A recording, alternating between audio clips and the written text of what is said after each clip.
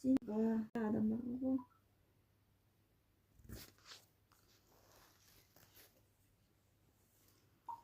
алдында ішім эбайт пысқан.